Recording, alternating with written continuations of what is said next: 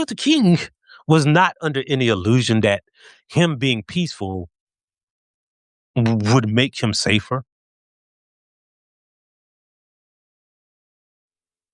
They understood, like, all of those people who were in the streets, all of those people who made America a democracy understood that there was no way to survive unless you dethrone the killers. Other than that, you got to hide under your bed and hope they don't come knocking on your door. And that is the thing that you got to wrestle with. Like,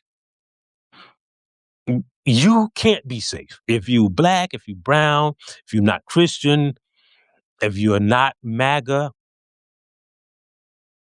You can't be safe. And the only other option that you have is to fight. And not just for you, right? I'm sure Martin Luther King said he knew, like, he would not benefit from his fight.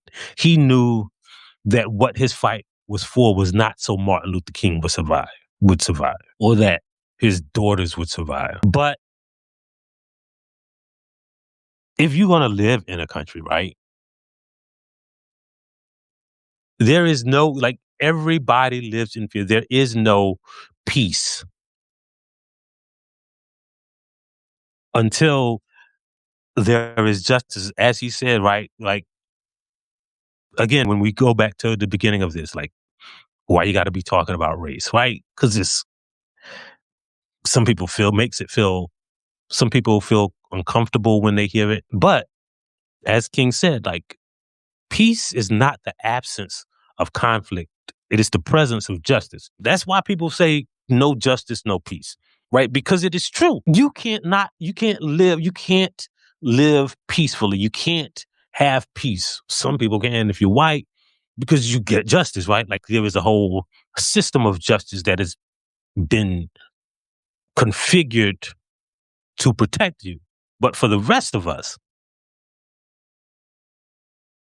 there is no peace because there is no justice. If you don't have due process, if you don't have the same constitutional rights as everybody else, if there is an armed, trained police force out there hunting people who look like you, not you necessarily, right? Because they say they're hunting undocumented immigrants who committed crimes. But if you're undocumented and haven't committed a crime, that doesn't save you.